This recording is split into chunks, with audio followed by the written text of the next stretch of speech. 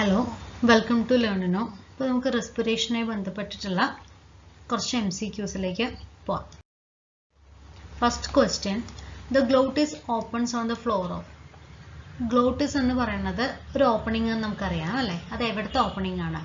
Pharyngeal cavity, diaphragm, trachea, none of this. ഇതിൽ ഏതിൻ്റെ ഭാഗത്തുള്ള ഓപ്പണിംഗ് ആണ് ഈ പറയുന്ന ഗ്ലോട്ടിസ് എന്ന് പറയുന്നത്? നമുക്കറിയാം ഫുഡ് നമ്മളുടെ എയർ പാസേജിലേക്ക് കടക്കാതെ ശ്രദ്ധിക്കുന്നത് ഈ എപ്പിഗ്ലോട്ടിസിന് മുകളിലുള്ള ഒരു സ്ട്രക്ചറാണ്. ഈ ഗ്ലോട്ടിസിന്റെ മുകളിലുള്ള സ്ട്രക്ചർ ആയിട്ടുള്ള എപ്പിഗ്ലോട്ടിസ് ആണ്. അപ്പോൾ ഇതിൽ ഏത് ഭാഗത്താണ് ഈ ഗ്ലോട്ടിസ് കാണുന്നത്? അത് ഫാരിഞ്ചൽ ക്യാവിറ്റിയിലാണ് കാണുന്നത് അല്ലെ? നമ്മൾ അതിന്റെ ചിത്രമൊക്കെ പറഞ്ഞിട്ടുണ്ട്. ഫാരിൻസ് ഏതാണ്, ലാരിൻസ് ഏതാണ്, ഫാരിൻസ് ഏത് ഭാഗത്തൂടെ പോവും, ലാരിൻസ് ഏത് ഭാഗത്തൂടെ പോകും എന്നൊക്കെ നമ്മൾ പറഞ്ഞതാണല്ലോ. അപ്പോൾ ഫുഡും ഈ പറയുന്ന എയർ പാസേജും ഫുഡ് പാസേജും എയർ പാസേജും നമ്മൾ ഡിഫറൻഷിയേറ്റ് ചെയ്ത് നിർത്തണം എന്നുണ്ടെങ്കിൽ ഈ പറയുന്ന ഗ്ലോട്ടിസിന്റെ സഹായത്തോടു കൂടിയാണ് സാധിക്കുള്ളൂ. അപ്പോൾ അതിനെ കൺട്രോൾ ചെയ്യാൻ വേണ്ടിയിട്ട് സഹായിക്കുന്ന ലിഡാണ് എന്ത്? എപ്പിഗ്ലോട്ടിസ് എന്ന് പറയുന്നത്. ഇവിടെ ഓപ്ഷൻ 1 ഫാരിഞ്ചൽ ക്യാവിറ്റി. അടുത്ത question, earth worms breath through there dash. Earth worms എങ്ങനെയാണ് റെസ്പയർ ചെയ്യുന്നത് അല്ലെങ്കിൽ ബ്രീത്ത് ചെയ്യുന്നത്? Pores on its anterior end. അതിൻ്റെ ആൻറ്റീരിയർ എൻഡിലുള്ള പോർസിലൂടെയാണോ, ഹെഡിലൂടെയാണോ, സ്കിന്നിലൂടെയാണോ, ലങ്സിലൂടെയാണോ? നമ്മൾ പറഞ്ഞു അല്ലേ, റെസ്പിറേറ്ററി ഓർഗൻ എന്ന് പറയുമ്പോൾ അത് കുറച്ചുകൂടെ വലിയ അഡ്വാൻസ്ഡ് ആയിട്ടുള്ള ആനിമൽസിലൊക്കെ ഉണ്ടാവുന്നതാണ് ലങ്സ് പോലെയുള്ളത്. അല്ലാത്തവരൊക്കെ സ്കിന്നും ഗിൽസൊക്കെ യൂസ് ചെയ്തിട്ടായിരിക്കും അവർ എന്ത് ചെയ്യുന്നുണ്ടാവുക? റെസ്പയർ ചെയ്യുന്നുണ്ടാവുക. അപ്പം ഇവിടെ എർത്ത് വോം ബ്രീത്ത് ചെയ്യാൻ വേണ്ടി സഹായിക്കുന്നത് ആരാണ്? അത് എർത്ത് വോമിൻ്റെ സ്കിൻ, ത്വക്കിലൂടെയാണ് മണ്ണിരയ്ക്ക് ശ്വസനം സാധ്യമാവുന്നത്. അടുത്ത question, the ring of cartilage that surrounds the trachea is called dash. Ring of cart, അതായത് ട്രക്കിയയിൽ നമ്മളിങ്ങനെ ട്രക്കിയ കണ്ടല്ലോ, അതായത് ഈ ബ്രോങ്കസും ബ്രോങ്ക്യോൾസിലൊക്കെ പോകുന്നതിന് മുമ്പായിട്ട്, ഇതിപ്പോൾ നമ്മൾ ലങ്സ് ആണ് എടുക്കുന്നതെങ്കിൽ ഇവിടെ ഇങ്ങനെ കുറേ റിങ്സ് കാണും അല്ലേ? ഇത് ഫുള്ളി കവറായി ഇങ്ങനെയുള്ള റിങ്സ് ആയിരിക്കില്ല കേട്ടോ, അത് ഹാഫ് റിങ്സ് ആയിരിക്കും.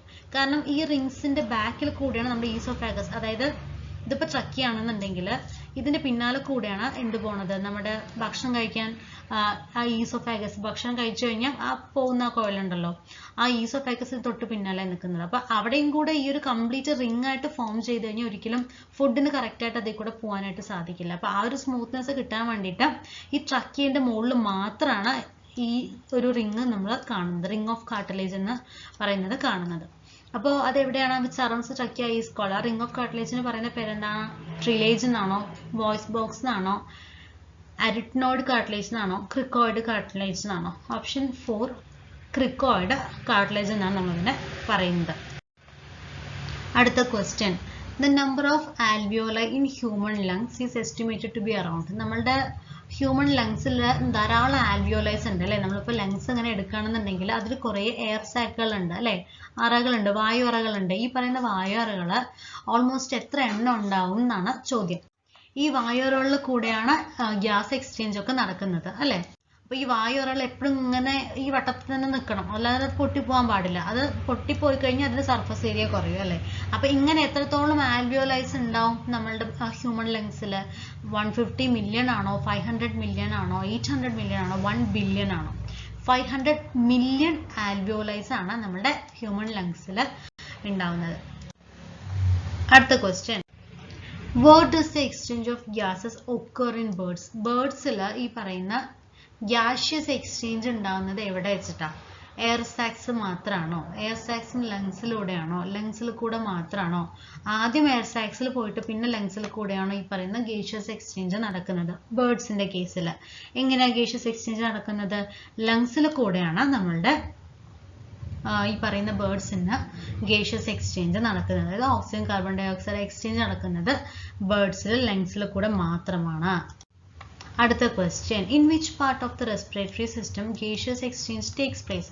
റെസ്പിറേറ്ററി സിസ്റ്റത്തിൽ ഏത് പാർട്ടിലൂടെയാണ് ഗേഷ്യസ് എക്സ്ചേഞ്ച് നടക്കുന്നത്? ആൽവിയോലയിൽ കൂടെയാണോ, ഫാരിൻസിൽ കൂടെയാണോ, ലാരിൻസിൽ കൂടെയാണോ, ട്രക്കിയയിൽ കൂടെയാണോ? ഈ 3 ഭാഗത്തോടെയും എയർ പോകുന്നുണ്ട്, പക്ഷെ അവിടെ ഒരിക്കലും ഒരു എയറിലുള്ള ഒരു കോമ്പണന്റ് കൊടുത്ത് വേറൊരു കോമ്പണന്റ് വാങ്ങിക്കുന്നില്ല. ഓക്സിജൻ കൊടുത്ത് വാങ്ങിക്കുന്നുണ്ട്? ഒരിക്കലും ഇല്ല. അങ്ങനെ വന്നു കഴിഞ്ഞാൽ ഈ ട്രക്കിയയിൽ കൂടെ പോയി പിന്നെ ലാരിൻസിൽ കൂടെയൊക്കെ ഇങ്ങനെ പാസേജ് ചെയ്യുന്നു എന്നല്ലാതെ അവരൊരിക്കലും അവിടെ എക്സ്ചേഞ്ച് നടക്കുന്നില്ല. ആ എക്സ്ചേഞ്ച് നടക്കുന്നത് മുഴുവൻ ഈ പറയുന്ന എയർ സാക്കുകളിൽ കൂടെയാണ്. ഓപ്ഷൻ എ ആൽവിയോലയിൽ കൂടെയാണ് ഇങ്ങനെ ഗേഷ്യസ് എക്സ്ചേഞ്ച് നടക്കുന്നത്. Which of the following are the parts of human respiratory system? Human respiratory systemത്തിന്റെ ഭാഗമായിട്ടുള്ള വാർത്തകൾ ഏതൊക്കെയാ? ട്രക്കിയ, ഡയഫ്രം, ലങ്സ്, ഓൾ എല്ലാം ആണ് അല്ലെ. ട്രക്കിയയിൽ കൂടെ പോകണം അല്ലെ, ലങ്സ് വേണം, ഡയഫ്രത്തിൽ കൂടെ പോകുന്നില്ലല്ലോ. പക്ഷെ ഡയഫ്രം ഉണ്ടെങ്കിൽ മാത്രമേ ആ ഒരു പോർഷൻ കൊണ്ടാണ് ഈ ലങ്സ് ഇൻസ്പയർ ചെയ്യുമ്പോഴും എക്സ്പയർ ചെയ്യുമ്പോഴും മുകളിലേക്കും താഴേക്കും പോകാൻ വേണ്ടിയിട്ട് സഹായിക്കുന്നത്. അപ്പൊ അതുകൊണ്ട് ഡയഫ്രം കൂടെ അവിടെ ഇൻക്ലൂഡഡ് ആണ്. Option D, all of the above. അടുത്ത question, which of the following gas is released out during the process of respiration? Respiration നടക്കുന്ന സമയത്ത് ഏത് ഗ്യാസ് ആണ് പുറന്തള്ളുന്നത്? ഓക്സിജൻ, ഹൈഡ്രജൻ, കാർബൺ ഡൈ ഓക്സൈഡിനാണ്. അത് പിന്നെ പറയണ്ടല്ലോ അല്ലെ. ബ്രീത്ത് ഇൻ എന്ന് പറയുന്നത് ഓക്സിജൻ ആണ്, ബ്രീത്ത് ഔട്ട് എന്ന് പറയുന്നത് ആരാണ്? കാർബൺ ഡൈ ഓക്സൈഡ് ആണ്. അടുത്ത question, the tiny air sacs present in human lungs is called? Human ലങ്സിൽ കാണുന്ന ആ ടൈനി ആയിട്ടുള്ള ആ കുഞ്ഞു കുഞ്ഞു വായറകളെ പറയുന്ന പേരെന്താണ്? Alveoli, bronchus, bronchioles, all of the above. ഏതാ? ആൽവിയോലൈ എന്നാണ് അതിന്റെ സയന്റിഫിക് നെയിം. എന്താണ്? ആൽവിയോലൈ എന്നാണ് ബയോളജിക്കൽ നെയിം അല്ലെ. Which of the following functions by filtering and keeping the mucus and dirt away from our lungs? നമ്മുടെ ഈ ലങ്സിലൊക്കെ തന്നെ ഒരു ഫിൽറ്ററിങ് പ്രോപ്പർട്ടി ചെയ്യുന്ന ഒരു കാര്യമുണ്ട്. അത് മ്യൂക്കസ് അവിടെ ഉണ്ടാവും, അവിടെ ഡേർട്ട് ഒക്കെ വല്ലതും വന്നു കഴിഞ്ഞാൽ നമ്മളിപ്പോൾ ശ്വസിക്കുമ്പോൾ കൃത്യമായിട്ട് ഓക്സിജൻ മാത്രം അല്ലെങ്കിൽ ഏതെങ്കിലും ഒരു പെർട്ടിക്കുലർ എയർ മാത്രം നമ്മൾ ശ്വസിക്കുക അല്ല, ഡസ്റ്റ് പാർട്ടിക്കിൾസ് അതിൽ കൂടെ വരും അല്ലെ. പല കാര്യങ്ങളും നമ്മൾ ശ്വസിക്കുമ്പോൾ അതിൻ്റെ ഇടയിൽ കൂടെ പോകാറുണ്ട്. അപ്പൊ ഈ പറയുന്നത് എല്ലാം അപ്പാടെ നമ്മൾക്ക് ഒരിക്കലും നമ്മുടെ ലങ്സിലേക്ക് കൊടുക്കാനായിട്ട് പറ്റില്ല. അപ്പൊ അതെന്ത് ചെയ്യും? ഇതിൽ കുറച്ച് വേണ്ട സാധനങ്ങൾ മാത്രം അകത്തേക്ക് എടുത്തിട്ട് എന്നാലും കുറച്ചൊക്കെ അകത്തേക്ക് പോകും, എന്നാലും അതിന്റെ ഒരു അളവ് നമ്മൾക്ക് കുറയ്ക്കാനായിട്ട് സാധിക്കും ഇങ്ങനെ വരുന്ന ഡേർട്ടിന്റെ. അപ്പൊ ആ പറയുന്ന ഒരു മ്യൂക്കസ് പോലുള്ള ഒരു വഴുവഴുപ്പായിട്ടുള്ള ഒരു സബ്സ്റ്റൻസ് നമ്മളുടെ അകത്തുണ്ടാവും, ഈ ട്രക്കിന്റെ ഭാഗത്തൊക്കെ, ഈ എയർ പാസേജിന്റെ അവിടെ. അപ്പൊ ഈ മ്യൂക്കസിൽ ഈ ഇങ്ങനെയുള്ള സംഭവങ്ങളൊക്കെ ചിലപ്പോൾ ഒട്ടിപ്പിടിക്കും. അതുപോലെ ഡേർട്ടും കാര്യങ്ങളൊക്കെ ഉണ്ടെന്നുണ്ടെങ്കിൽ അതെന്ത് ചെയ്യും? ഫിൽട്ടർ ഔട്ട് ചെയ്യാനായിട്ട് ഈ പറയുന്ന എന്താണ് സഹായിക്കാന്നാ ചോദിക്കുന്നത്? സീലിയ ആണോ, ബ്രോങ്ക്യൂൾസ് ആണോ, ഹെയർസ് ഇൻ ലങ്സ് ആണോ, ഓൾ ദ എബോവ് ആണോ? സീലിയ ആണ് അതിന് വേണ്ടിയിട്ട് സഹായിക്കുന്നത്. അപ്പൊ ഈ സീലിയയിലൊക്കെ എന്ത് സംഭവിക്കും? പിന്നെ ഫിൽറ്ററിങ് സംഭവിച്ചാൽ നല്ല ആവശ്യമുള്ള ആ ഒരു എയർ മാത്രമേ നമ്മുടെ ലങ്സിനകത്തേക്ക് ബാക്കി പ്യൂരിഫിക്കേഷൻ ഒക്കെ വേണ്ടിയിട്ട് കടന്നു ചെല്ലാറുള്ളൂ.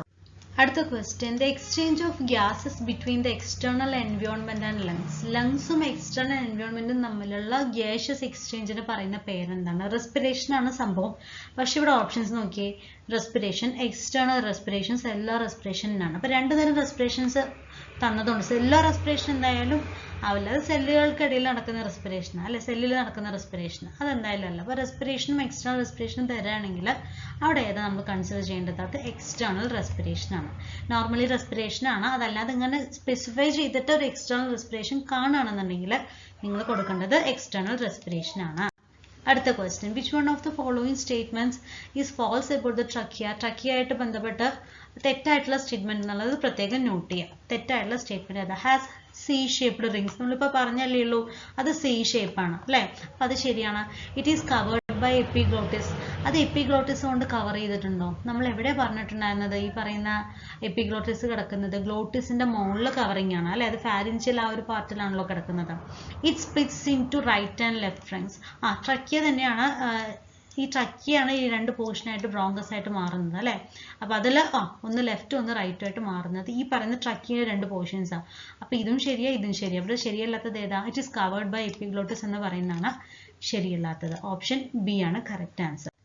അടുത്ത question, the maximum volume of air contained in the lungs by full forced inhalation is called. നമ്മൾ ഫുള്ളായിട്ട് അങ്ങോട്ട് ഇൻഹേൽ ചെയ്യുന്ന സമയത്ത് ആ ലങ്സിൽ കണ്ടെയ്ൻ ചെയ്യുന്ന മാക്സിമം വോളിയം ഓഫ് എയറിന് എന്താ പറയാ? Tidal volume, vital capacity, ventilation rate, total lung capacity. അപ്പോൾ maximum volume of air contained in the lungs by full forced inhalation ആണെങ്കിൽ, ഫുള്ളി ഫോഴ്സ്ഡ് ഇൻഹലേഷൻ ആണെങ്കിൽ മാക്സിമം വോളിയം എന്താ? അത് ടോട്ടൽ ലങ് കപ്പാസിറ്റി ആണ്, ആ ലങ്ങിന്റെ കപ്പാസിറ്റിയാണ് അതെന്ന് പറയുന്നത്. ഓപ്ഷൻ ഡി ആണ് correct answer.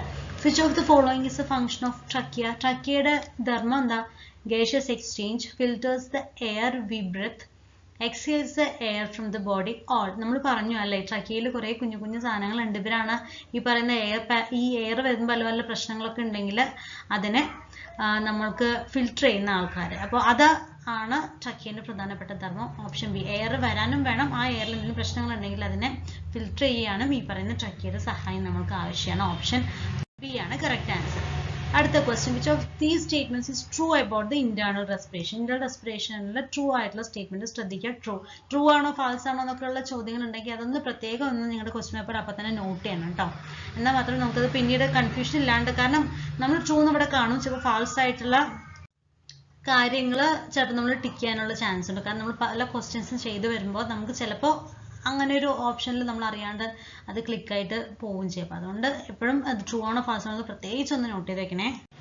Production of ATP, exchange of gases between the bloodstream and tissue cells, exchange of gases between alveoli and the bloodstream, breathing between the atmosphere and the alveoli. ഏതാണ് true about the internal respiration? Internal respiration പറയുമ്പോൾ blood സ്ട്രീമും ടിഷ്യൂസിലും നടക്കുന്ന gaseous എക്സ്ചേഞ്ചിനെയാണ് എന്ത് പറയുക? Internal respiration. ഇവിടെ അകത്ത് മാത്രം external ആയിട്ടുള്ള air ഇങ്ങോട്ടേക്ക് വരേണ്ട കാര്യം ഇല്ല. ആ എക്സ്റ്റേണൽ എയർ നമ്മളിവിടെ കൺസിഡർ ചെയ്യുന്നില്ല.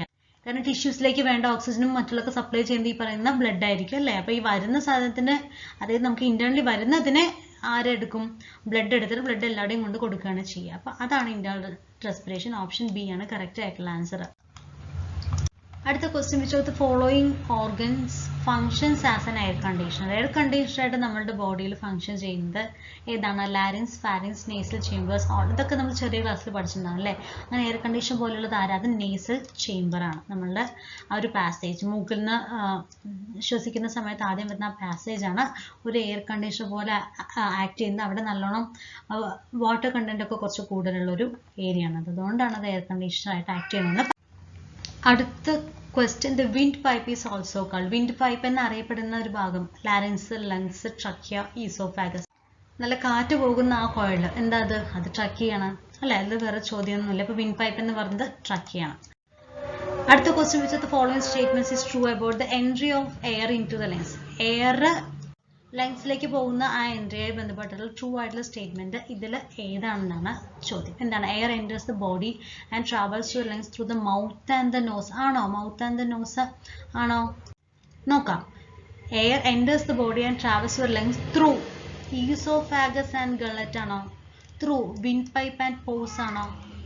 Through nose and nervous system ആണോ? അയ്യോ, നെർവസ് സിസ്റ്റം ഒന്നും ഒരിക്കലും ആവില്ല. ഈസോഫാഗസ് എന്തായാലും വരില്ല, അത് ഭക്ഷണം പോകേണ്ട ഏരിയ ആണ്. വിൻഡ് പൈപ്പിൽ കൂടെ എൻട്രി ചെയ്യുന്നില്ലല്ലോ. എൻട്രി ചെയ്യുന്നത് ഏതിൽ കൂടെയാ? അത് മൗത്തിൽ കൂടെയും നോസിൽ കൂടെയാണ്. എൻട്രി ചെയ്യുന്ന എയറിനുള്ളൊരു പാസേജ് മാത്രമാണ് വിൻഡ് പൈപ്പ് അല്ലെങ്കിൽ ട്രക്കിയ എന്ന് പറയുന്നത്. അപ്പോൾ ഏതാ? ഓപ്ഷൻ എ ആണ് കറക്റ്റ് ആൻസർ. അപ്പോൾ അത്രയും കാര്യങ്ങളാണ് നമ്മളിതിൽ ഡിസ്കസ് ചെയ്യുന്നത്. ഇനി ഇതിൻ്റെ ആ ഒരു ക്ലാസ്സും കൂടെ കേൾക്കുമ്പോൾ ഇത് കംപ്ലീറ്റ് ആയിട്ട് നിങ്ങൾക്ക് മനസ്സിലാവും. അതിൽ ഓരോ പോയിന്റ്സും വളരെ ഇമ്പോർട്ടൻ്റ് ആണ്. ഓരോ വോളിയൂംസും നമ്മൾ പട്ടികയായിട്ട് പറഞ്ഞിട്ടില്ലേ? ആ പട്ടികയായിട്ട് പഠിച്ചിട്ടുള്ള കാര്യങ്ങളെല്ലാം ഒന്ന് ഒട്ടിച്ച് പോകണം. അത് ഇമ്പോർട്ടൻ്റ് ആയിട്ടുള്ളൊരു പോർഷൻ ആണ് കേട്ടോ. Okay, thank you.